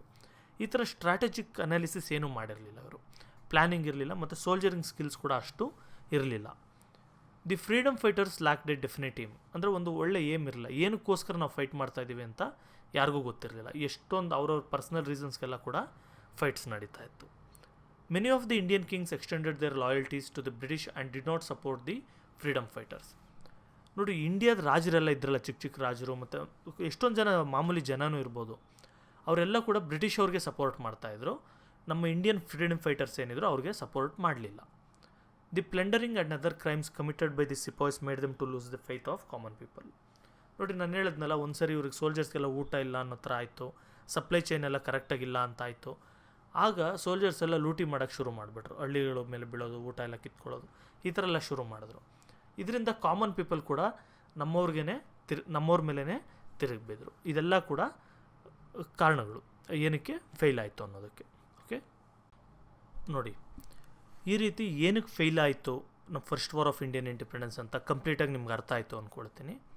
ಅದೇ ರೀತಿ ಯೂನಿಟಿ ಇಲ್ಲದೆ ಇರೋದು ಮೈನ್ ಕಾರಣ, ಮತ್ತು ಒಂದು ಡೆಫಿನೆಟ್ ಗೋಲ್ ಇಲ್ಲದೆ ಇರೋದು ಮೈನ್ ಕಾರಣ. ಅದೇ ರೀತಿ ಈಗ ಓಕೆ ಆಯಿತು, ನೆಕ್ಸ್ಟ್ ಸರಿ ಬುದ್ಧಿ ಕಲ್ತ್ವಿ, ಸೆಕೆಂಡ್ ಸ್ಟ್ರಗಲ್ ಏನು ನಡೀತು 1919 ಆದಮೇಲೆ ಅದರಲ್ಲಿ ನಾವು ಸಕ್ಸೀಡ್ ಆಗಿ ಇಂಡಿಪೆಂಡೆನ್ಸ್ ತೊಗೊಂಡ್ವಿ. ಈಗ first war of Indian independence ಅಥವಾ ಈ ಸಿಪಾಯಿ ಮಿಟಿನಿ ಮುಗಿದ ಮೇಲೆ ಏನೇನು ರಿಸಲ್ಟ್ಸ್ ಬಂತು. ಈಗ ನೀವು ಕೂಡ ಎಕ್ಸಾಮ್ಸ್ ಬರೀತೀರಾ, ಎಕ್ಸಾಮ್ಸಲ್ಲಿ ಚೆನ್ನಾಗಿ ಬರೆಯೋದಕ್ಕೆ ಎಷ್ಟೊಂದು ಕಾರಣಗಳಿರುತ್ತೆ, ಚೆನ್ನಾಗಿ ಬರೀದೇ ಇರೋದಕ್ಕೆ ಎಷ್ಟೊಂದು ಕಾರಣ ಇರುತ್ತೆ. ಆದರೆ ರಿಸಲ್ಟ್ ಕೂಡ ಇರುತ್ತಲ್ವ, ನೀವು ಯಾವ ರೀತಿ ಬರೆದ್ರಿ, ಅಥವಾ ಬರೆದ ಮೇಲೆ ಏನಾಯಿತು ಅಂತ. ಓಕೆ, ಅದೇ ರೀತಿ ಇಲ್ಲೂ ಕೂಡ ಅಷ್ಟೇ, ರಿವೋಲ್ಟ್ ಮಾಡಿದ್ಮೇಲೆ ಏನಾಯಿತು, ಸಿಪಾಯಿ ಮಿಟಿನಿ ಆದಮೇಲೆ ಏನಾಯಿತು ನೋಡೋಣ. The governance of East India Company came to an end and the governance of British government started. ನೋಡಿ, ನಾನು ಹೇಳಿದ್ನಲ್ಲ 1857 1858ವರೆಗೂ ಏನಾಗಿತ್ತು, ಬ್ರಿಟಿಷ್ ಅವರು ರೂಲ್ ಮಾಡ್ತಿರಲಿಲ್ಲ. ಬ್ರಿಟಿಷ್ ಅವ್ರದ್ದು ಒಂದು ಕಂಪನಿ ಇತ್ತು, ಇಂಗ್ಲೀಷ್ ಈಸ್ಟ್ ಇಂಡಿಯಾ ಕಂಪನಿ ಅಂತ. ಓಕೆ, ಆ ಕಂಪನಿಯವರು ರೂಲ್ ಮಾಡ್ತಾಯಿದ್ರು. ಈಗ ಇಲ್ಲಿ ಯಾವುದೋ ಒಂದು ಕಂಪನಿ ಇತ್ತು ಅಂದ್ಕೊಳ್ಳಿ, ಇನ್ಫೋಸಿಸ್ ಅಂತನೋ ವಿಪ್ರೋ ಅಂತನೋ, ಅವರು ಇಂಡಿಯಾನ ರೂಲ್ ಮಾಡಿದ್ರೆ ಯಾವ ಥರ ಇರುತ್ತೆ, ಆ ಥರ ಈ ಒಂದು ಕಂಪ್ನಿಯವ್ರು ರೂಲ್ ಮಾಡ್ತಾಯಿದ್ರು. ಈಗ ಬ್ರಿಟಿಷ್ ಅವ್ರು ಏನು ಮಾಡಿದ್ರು, ಗವರ್ನಮೆಂಟ್ ಅವರು ಡೈರೆಕ್ಟಾಗಿ ರಾಣಿ ಅವರೇ ರೂಲ್ ಮಾಡೋಣ ಅಂತ ಹೇಳಿದ್ರು. The administration of India was handed over to the secretary of Indian affairs of the British parliament. ಈಗ ಇಂಡಿಯನ್ ಅಡ್ಮಿನಿಸ್ಟ್ರೇಷನ್ ಮಾಡೋದು ಅಂದರೆ ಇಂಡಿಯನ್ನ ರೂಲ್ ಮಾಡೋದು ಯಾರ ಅಂಡರ್ಗೋಯ್ತು, ಒಬ್ಬರು ರಾಣಿ ಒಬ್ಬರನ್ನ ಅಥವಾ ಬ್ರಿಟಿಷ್ ಪಾರ್ಲಿಮೆಂಟಲ್ಲಿ ಒಬ್ಬರು ಸೆಕ್ರೆಟರಿ ಅಂತ ಅಪಾಯಿಂಟ್ ಮಾಡ್ತಾರೆ, ಸೆಕ್ರೆಟರಿ ಆಫ್ ಇಂಡಿಯನ್ ಅಫೇರ್ಸ್ ಅಂತ, ಅವರು ರೂಲ್ ಮಾಡೋ ಥರ ಶುರುವಾಯಿತು. The queen of Britain passed a declaration in 1858. ಈ ಬ್ರಿಟನ್ ರಾಣಿ ಏನು ಮಾಡ್ತಾರೆ 1858ಅಲ್ಲಿ ಒಂದು ಡಿಕ್ಲರೇಷನ್ ಪಾಸ್ ಮಾಡ್ತಾರೆ. ಇದೆಲ್ಲ ತುಂಬ ಗಲಾಟೆ ಆಗಿದ್ದೆಲ್ಲ ನೋಡಿ ಬೇಡ, ನಾವು ಕಂಪ್ನಿಯಿಂದ ನಮ್ಮ ಇದಕ್ಕೆ ತಗೊಳ್ತಾ ಇದ್ದೀವಿ ಅಂತ. ಏನೇನಿತ್ತು ಈ ಡಿಕ್ಲರೇಷನಲ್ಲಿ ನೋಡೋಣ. The agreements entered by the company with the local kings were accepted. ನೋಡಿರಿ, ಈ ಟೈಮ್ ಪೀರಿಯಡ್ವರೆಗೂ 1857 1858ವರೆಗೂ ಇಲ್ಲಿವರೆಗೂ ಏನೇನು ಲೋಕಲ್ ರಾಜರು, ಚಿಕ್ಕ ಪುಟ್ಟ ರಾಜರು ಇರ್ತಾರೆ, ಅವ್ರ ಹತ್ರ ಎಲ್ಲ ಕಂಪ್ನಿಯವ್ರು ಏನು ಅಗ್ರಿಮೆಂಟ್ ಮಾಡ್ಕೊಂಡಿದ್ರು ಆ ಅಗ್ರಿಮೆಂಟ್ಗಳೆಲ್ಲ ವ್ಯಾಲಿಡ್, ಅದನ್ನು ಅಕ್ಸೆಪ್ಟ್ ಮಾಡ್ತೀವಿ, ನಾವು ಅದನ್ನೇನು ಕ್ಯಾನ್ಸಲ್ ಮಾಡಲ್ಲ ಅಂತ ಹೇಳ್ತಾರೆ. ನಾನ್ ಪರ್ಸ್ಯೂಯನ್ಸ್ ಆಫ್ ರೀಜನಲ್ ಎಕ್ಸ್ಪ್ಯಾನ್ಷನ್ ಅಂದರೆ ಇನ್ನೂ ಯಾರ ಮೇಲೂ ಅಟ್ಯಾಕ್ ಮಾಡಿಕೊಂಡು ನಾವು ಫೈಟ್ ಮಾಡಿ ಅವ್ರ ಹತ್ರ ಜಾಗ ಕಿತ್ಕೊಳ್ಳೋದು ಈ ಥರ ಎಲ್ಲ ಮಾಡಲ್ಲ, ನಾವು ರೀಜನಲ್ ಎಕ್ಸ್ಪ್ಯಾನ್ಷನ್ ಮಾಡಲ್ಲ ಅಂತ ಹೇಳ್ತಾರೆ. ಆದರೂ ಮಾಡ್ತಾರೆ ಅಂದ್ಕೊಳ್ಳಿ, ಅದು separate. Providing a stable government for ಇಂಡಿಯನ್ಸ್ಗೆ ಒಂದು ಸ್ಟೇಬಲ್ ಗವರ್ಮೆಂಟ್ ಕೊಡ್ತೀವಿ. ಅಂದರೆ ನಿಮ್ಮ ರೂಲ್ಸ್ನೆಲ್ಲ ನಾವು ಬ್ರಿಟಿಷ್ ಅಥವಾ ಬ್ರಿಟನ್ನಲ್ಲಿ ಮಾಡಿಬಿಟ್ಟು ನಾವು ನಿಮಗೆ ಕಳಿಸಲ್ಲ, ನಿಮ್ಮಲ್ಲಿ ನೀವೇ ರೂಲ್ಸ್ ಮಾಡ್ಕೊಳ್ಳೋದಕ್ಕೆ ಅಥವಾ ನಿಮ್ಮನ್ನು ನೀವೇ ಒಂದು ಗವರ್ನ್ ಮಾಡ್ಕೊಳ್ಳೋಕೆ ನಾವು ಅವಕಾಶ ಕಲ್ಪಿಸ್ತೀವಿ ಅಂತ ಅದೊಂದು ಹೇಳಿದ್ರು. Next equality before law. ನಾನು ಮೊದಲು ಹೇಳಿದ್ನಲ್ಲ, ಅಲ್ಲೆಲ್ಲ ಒಂದು ಸ್ವಲ್ಪ ಪಾರ್ಶಿಯಾಲಿಟಿ ಇತ್ತು, ಬ್ರಿಟಿಷ್ ಅವ್ರಿಗೇನೆ ಲಾ ಎಲ್ಲ ಹೆಲ್ಪ್ ಆಗ್ತಾಯಿತ್ತು ಅಂತ. ಆ ಥರದ್ದೆಲ್ಲ ತೆಗೆದುಹಾಕಿ ಲಾ ಅಲ್ಲಿ ಎಲ್ಲರಿಗೂ ಸಮಾನತೆ ಇದೆ, ಎಲ್ಲರೂ ಈಕ್ವಲ್ ಅಂತ ಅದೊಂದು ಹೇಳಿದ್ರು. Non interference of the government in religious issues of Indians and practising religious tolerance. ನೋಡಿ, ಇದೊಂದು ನಾನು ಹೇಳೋದು ಮಾಡ್ತಾಯಿದ್ದೆ ಸಿಪಾಯಿಮುಟ್ಟಿನಲ್ಲಿ. ಅಲ್ಲಿ ಏನಾಗಿತ್ತು ಅಂದರೆ ತುಂಬ ಈ ಕ್ರಿಶ್ಚಿಯಾನಿಟಿ ಕನ್ವರ್ಷನ್ ಮಾಡಬೇಕು ಅನ್ನೋದು ಕೂಡ ಒಂದು ಪ್ಲ್ಯಾನ್ ಮಾಡ್ತಾಯಿದ್ದಾರೆ ಅಂತ ಇಂಡಿಯನ್ಸಿಗೆ ಡೌಟ್ ಬಂದಿರುತ್ತೆ. ಅಂದರೆ ಬ್ರಿಟಿಷ್ ಅವರೆಲ್ಲ ಈ ಥರ ಮಾಡಿಬಿಟ್ಟು ನಮ್ಮನ್ನ ಧರ್ಮಭ್ರಷ್ಟರು ಮಾಡಿಬಿಟ್ಟು ಹಸು ತಿನ್ನೋ ಥರ ಮತ್ತು ಹಂದಿ ತಿನ್ನೋ ಥರ ಎಲ್ಲ ಮಾಡಿಬಿಟ್ಟು ಕ್ರಿಶ್ಚಿಯಾನಿಟಿ ಕನ್ವರ್ಟ್ ಮಾಡಬೇಕು ಅಂದ್ಕೊಂಡಿದ್ದಾರೆ ಅನ್ನೋ ಆ ಒಂದು ಫೀಲಿಂಗ್ ಕೂಡ ಇತ್ತು ನಮ್ಮಲ್ಲಿ. ಇದರಿಂದ ಏನು ಹೇಳಿದ್ರು ಬ್ರಿಟಿಷ್ ಅವರು, ನಾವು ಅಂಥ ರಿಲಿಜಿಯಸ್ ಇಶ್ಯೂಸಲ್ಲಿ ನಿಮ್ಮ ರಿಲಿಜನ್ ಇದರಲ್ಲಿ ನಾವು ಇಂಟರ್ಫಿಯರ್ ಆಗಲ್ಲ, ನಿಮ್ಮ ರಿಲಿಜನ್ನ ನೀವು ಏನು ಬೇಕಾದ್ರೂ ಮಾಡ್ಕೊಳ್ಳಿ, ನಾವು ಅದಕ್ಕೆ ಇಂಟರ್ಫಿಯರ್ ಆಗಲ್ಲ ಅಂತ ಅದೊಂದು ಕೂಡ ಹೇಳ್ತಾರೆ. The British realised that unless and until they command the love and affection of Indians ruling India would be a difficult proposition. ಇಲ್ಲಿಂದ ಬ್ರಿಟಿಷ್ ಅವ್ರಿಗೆ ಏನು ಅರ್ಥ ಆಯಿತು ಈ ಒಂದು ರಿವೋಲ್ಟಿಂದ, ನಾವು ಇಂಡಿಯನ್ಸ್ನ ಬರೀ ಸ್ಲೇವ್ಸ್ ಥರ ಟ್ರೀಟ್ ಮಾಡೋದು ಅಥವಾ ಜಸ್ಟ್ ಒಂದು ವರ್ಕರ್ಸ್ ಥರ ಟ್ರೀಟ್ ಮಾಡೋದು ಮಾಡ್ಕೊಂಡೋದ್ರೆ ಆಗಲ್ಲ, ಇಂಡಿಯನ್ಸ್ನ ಅಫೆಕ್ಷನ್ ಕೂಡ ನಾವು ತೊಗೊಳ್ಬೇಕು, ಇಂಡಿಯನ್ಸ್ನ ನಮ್ಮವ್ರನ್ನ ಮಾಡ್ಕೊಳ್ಬೇಕು, ಆಗ ಮಾತ್ರ ನಾವು ಇಂಡಿಯಾನ ರೂಲ್ ಮಾಡೋಕ್ಕಾಗೋದು. ಇಂಡಿಯನ್ಸ್ಗೆ ಎದುರಿಸಿ ಬೆದರಿಸಿ ಮಾಡ್ತೀವಿ, ನಿಮಗೆ ತೊಂದರೆ ಕೊಟ್ಟು ಮಾಡ್ತೀವಿ, ಭಯ ಬೀಳಿಸಿ ಮಾಡ್ತೀವಿ ಅಂದರೆ ಇಂಡಿಯನ್ಸ್ ನಮಗೆ ಬಗ್ಗಲ್ಲ ಅಂತ ಗೊತ್ತಾಗುತ್ತೆ.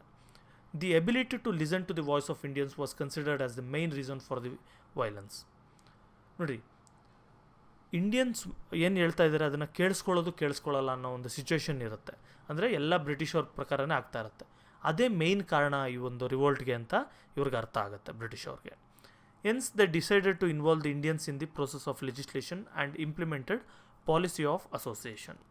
ಇದರಿಂದ ಏನಾಗುತ್ತೆ, ಇವರು ಇಂಡಿಯನ್ಸ್ನ ಕೂಡ ಈ ಒಂದು ಲೆಜಿಸ್ಲೇಷನ್ನಲ್ಲಿ ಇನ್ಕ್ಲೂಡ್ ಮಾಡೋಕ್ಕೆ ಶುರು ಮಾಡ್ತಾರೆ. ಅಂದ್ರೇನು, ನಿಮಗೆ ಒಬ್ಬರು ರೆಪ್ರೆಸೆಂಟೇಟಿವ್ ಇರ್ತಾರೆ, ಒಬ್ಬರು MLA ಟೈಪ್ ಇರ್ತಾರೆ, ಅವರೇ ಒಂದು ರೂಲ್ಸ್ ಮಾಡ್ತಾರೆ ನಿಮಗೆ ಬೇಕಾಗಿರೋ ಥರ ಅಂತ. ಆ ಟೈಪ್ ಕೂಡ ಒಂದು ಬೇಸಿಕ್ಕಾಗಿ ಶುರು ಆಯಿತು. The first war of Indian independence like A guide post of future struggles. ನೋಡಿ, ಫಸ್ಟ್ ವಾರ್ ಆಫ್ ಇಂಡಿಯನ್ ಇಂಡಿಪೆಂಡೆನ್ಸಿಂದ ಏನು ಜನಗಳಿಗೆ ಅರ್ಥ ಆಯಿತು ಅಂತ ಹೇಳಿದ್ರೆ, ಇಂಡಿಯನ್ಸ್ಗೆ ಇದು ಫೇಲ್ ಆದರೂ ಕೂಡ ನಾವು ಬ್ರಿಟಿಷವ್ರನ್ನ ಹೊರಗೆ ಹಾಕೋದು ತುಂಬ ಈಸಿ ಅಂತ ಗೊತ್ತಾಯಿತು. ನೋಡಿ, ಬ್ರಿಟಿಷ್ ಸೋಲ್ಜರ್ಸಲ್ಲೂ ಕೂಡ 35,000 ಜನ ಏನಿದ್ರು ಬ್ರಿಟಿಷ್ ಸೋಲ್ಜರ್ಸು, ಅವ್ರಿಗೆ ಕಂಟ್ರೋಲ್ ಮಾಡೋಕ್ಕಾಗಿಲ್ಲ ಟೋಟಲ್ ಇಂಡಿಯಾನ. ಅಂದರೆ ಸ್ವಲ್ಪ ಜನ ತಿರುಗಿ ಬಿದ್ದಿದ್ದಕ್ಕೆ ಅವ್ರಿಗೆ ಇಂಡಿಯಾನ ಕಂಟ್ರೋಲ್ ಮಾಡೋಕ್ಕಾಗಿಲ್ಲ, ಆ ಥರ ಆಗೋಯ್ತು. ಇನ್ನು ಎಲ್ಲರೂ ಯುನೈಟಾಗಿ ನಾವು ಫೈಟ್ ಮಾಡಿದ್ವಿ ಬ್ರಿಟಿಷವ್ರ ವಿರುದ್ಧ ಅಂದರೆ ಯಾವುದೇ ಕಾರಣಕ್ಕೂ ಬ್ರಿಟಿಷ್ ಅವ್ರಿಗೆ ಅದನ್ನು ಸಸ್ಟೈನ್ ಮಾಡ್ಕೊಳ್ಳೋಕ್ಕಾಗಲ್ಲ ಅಂತ ಗೊತ್ತಾಗುತ್ತೆ. ಅಂದ್ರೇನು, ನಾವು ಯುನೈಟ್ ಆಗಬೇಕು ಅಂತ. This also outline the importance of seeking alternative channels to pursue future struggles against the British. ಈ ರೀತಿ ಫ್ಯೂಚರಲ್ಲಿ ಬ್ರಿಟಿಷವ್ರ ವಿರುದ್ಧ ನೆಕ್ಸ್ಟ್ ಏನಾದರೂ 1858 ಆದಮೇಲೆ ನೆಕ್ಸ್ಟ್ ಯಾವಾಗಾದ್ರು ಫೈಟ್ ಮಾಡಬೇಕು ಅಂದರೆ ಯಾವ ರೀತಿ ಫೈಟ್ ಮಾಡಬೇಕು, ಬರೀ ಮಿಲ್ಟ್ರಿ ಇದರಿಂದ ಫೈಟ್ ಮಾಡೋದಲ್ಲ, ಲೀಗಲಾಗಿ ಯಾವ ಥರ ಹೋಗಬೇಕು, ರೂಲ್ಸ್ ಪ್ರಕಾರ ಯಾವ ಥರ ಹೋಗಬೇಕು, ಅಥವಾ ಲೆಜಿಸ್ಲೇಷನ್ ಪ್ರಕಾರ ಯಾವ ಥರ ಹೋಗಬೇಕು, ಇದೆಲ್ಲ ಕೂಡ ಇವರು ಒಂದು ಅನಲೈಸ್ ಮಾಡೋಕ್ಕೆ ಶುರು ಮಾಡ್ತಾರೆ ಇಂಡಿಯನ್ಸ್. ನೋಡಿ, ಇಲ್ಲಿಗೆ ಈ ಲೆಸನ್ ಎಲ್ಲ ಫುಲ್ಲು ಕಂಪ್ಲೀಟ್ ಆಗಿದೆ. Thank you.